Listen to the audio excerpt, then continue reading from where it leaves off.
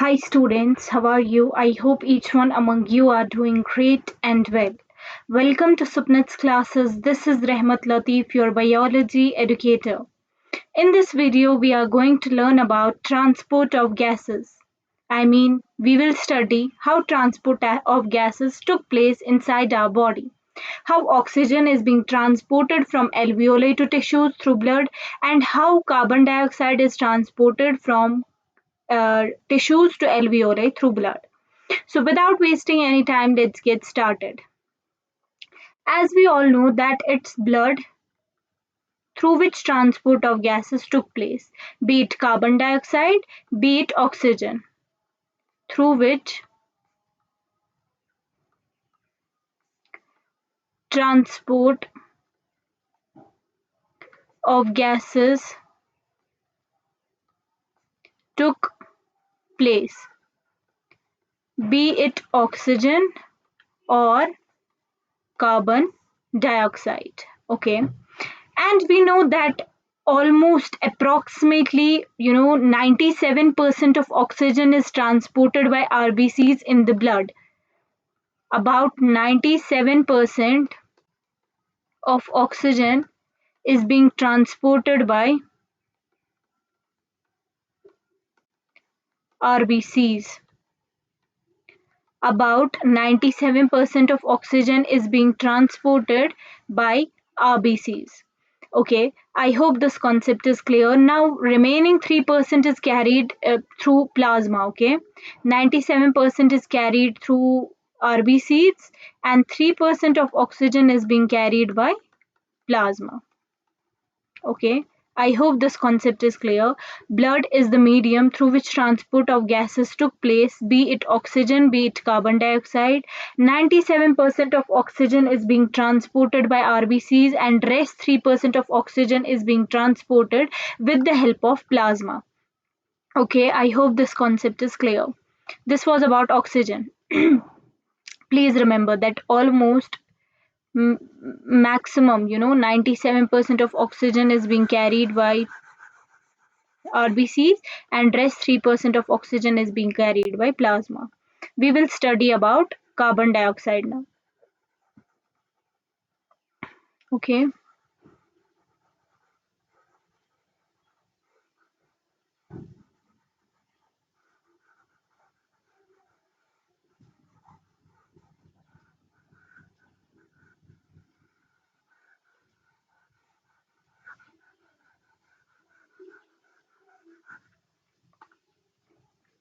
now talking about carbon dioxide, only 20 to 25% of carbon dioxide is being carried by rbcs. 20 to 25% of carbon dioxide is carried by rbcs. Okay, and 70% of it is carried as bicarbonate. Okay, and about 7% of carbon dioxide, 70% is carried as bicarbonate. 70% is carried as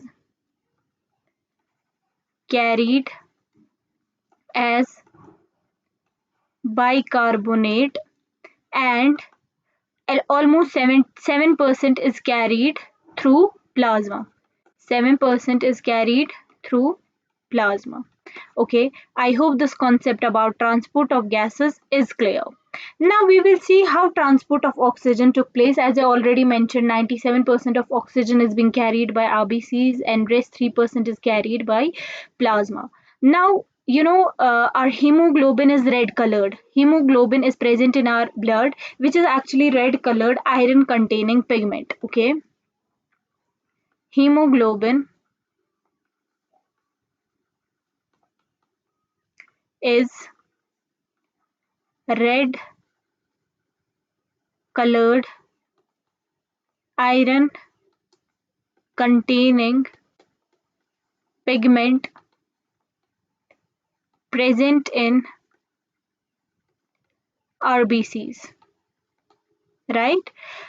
Hemoglobin is red colored iron containing pigment present in rbcs, and oxygen bind with that hemoglobin actually, and they form oxyhemoglobin. Once oxygen plus hemoglobin, because oxygen binds with hemoglobin, okay? They form oxyhemoglobin. Oxyhemoglobin. Okay, I hope this concept about oxyhemoglobin is clear. And each hemoglobin contains approximately 4 molecules of oxygen. One hemoglobin carries four oxygen molecules.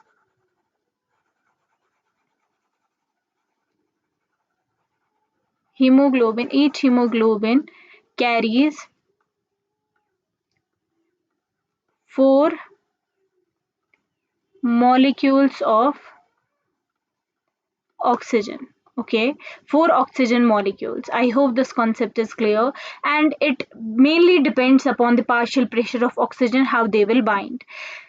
So moreover, it depends, I mean to say, how it depends that how oxygen will get bind with the hemoglobin. It depends on the partial pressure of oxygen, partial pressure of carbon dioxide, hydrogen ion concentration, and temperature. Okay, there are some factors which will affect this. First is factors. I'll write down the factors.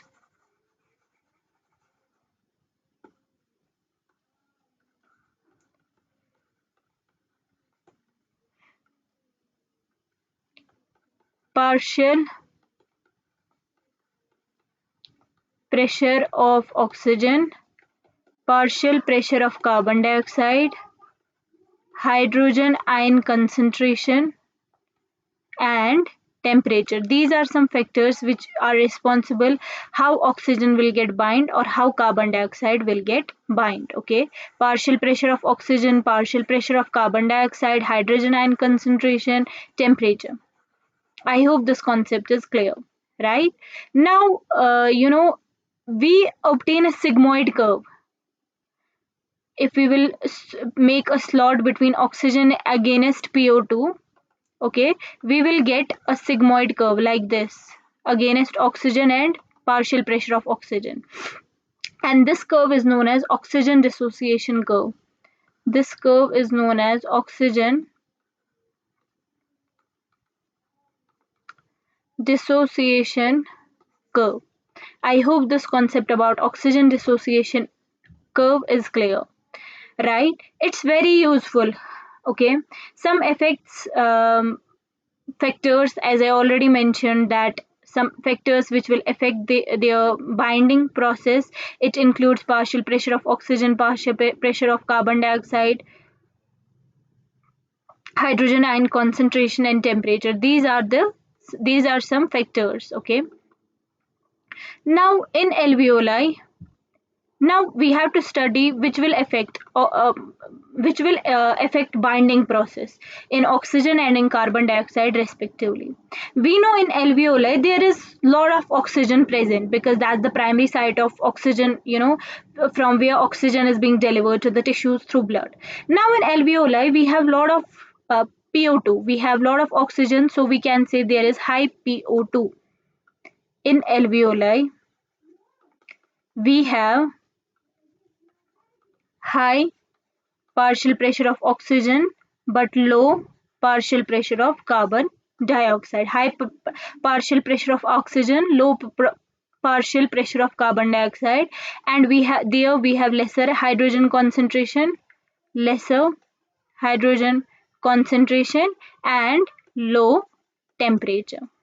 Right, please remember in alveoli there is only high PO2, rest of them are low PCO2, low H concentration, low temperature. Okay, so these factors are favorable in the formation of oxyhemoglobin. That means bind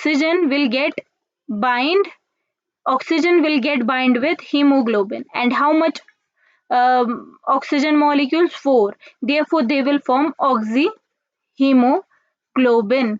Since they form oxyhemoglobin, this will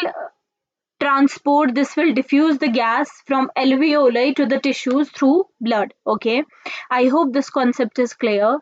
Right, okay, very nice. Wait.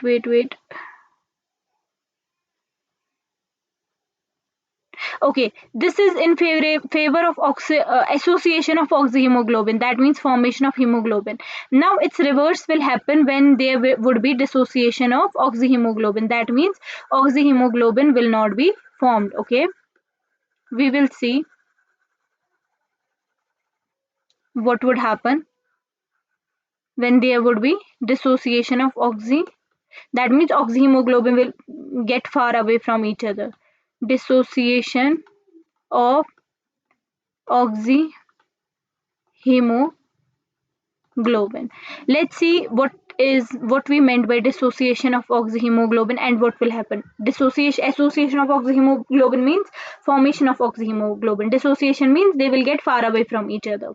In formation, in association of oxyhemoglobin, there were low PCO2, high PO2, lesser H concentration, right, and lower temperature. These were the factors which were responsible for the formation of oxyhemoglobin. But talking about tissues, there were low PO2 when they in tissues, in alveoli there were those conditions. But in tissue we have low PO2, high PCO2, high hydrogen concentration, high temperature. That means everything is high except PO2. That's why dissociation of oxygen from hemoglobin will take place. Okay, this clearly indicates that oxygen gets bound to hemoglobin in the lung surface and get dissociated as the tissue. Say for example, this is my lungs, these are tissues, this is lung, this is tissues. Here oxyhemoglobin will be formed, association of oxyhemoglobin will be formed. Once it will come here in tissues, there is not a greater concentration of oxygen. That's why it will dissociate here. This clearly indicates that oxygen gets bound to hemoglobin in lung surface and get dissociated at the tissues. Okay, and please remember this data, that every 100 ml of oxygenated blood can deliver around 5 ml of oxygen. Every 100 ml oxygenated blood can deliver around 5 ml of oxygen to the tissues under normal physiological conditions. We are talking about normal healthy person. In normal healthy person, if every 100 ml of oxygen blood is being transported into the blood, in that blood we have around 5 ml of oxygen which is transported to the tissues. Right, now we will talk about, this was transport of oxygen. Now we will talk about transport of carbon dioxide. Carbon dioxide is carried by hemoglobin and RBCs around 20 to 25% as carb amino hemoglobin.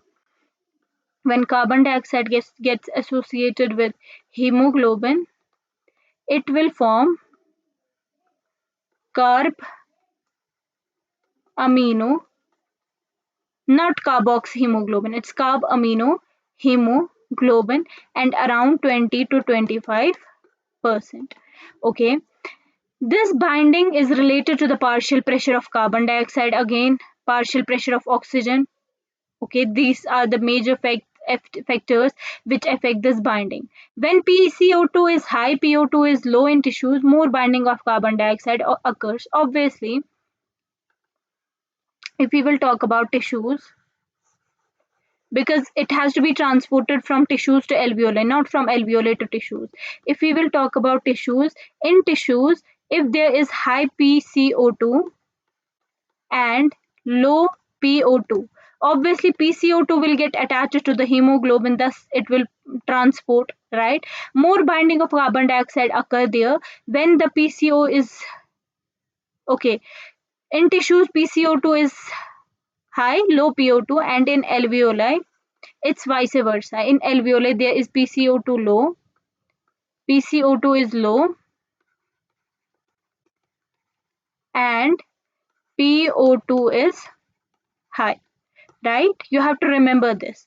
Remember that in alveoli, oxygen is much higher than the tissues, and in tissues, carbon dioxide is much higher than alveoli. I hope this concept of transport of gases is clear. I think we are done with this session. I'll meet you in any other interesting session in which we will learn about diseases, disorders of respiratory system. So stay tuned. If you didn't subscribe this channel yet, go and subscribe this channel. Don't forget to press the bell icon for more such notifications. I hope you will enjoy these sessions, right? Because biology is a subject which everybody loves almost. So I hope all these concepts are clear. I'll meet you in any other interesting session. Till then, goodbye. Take care. Thank you. Thank you so much.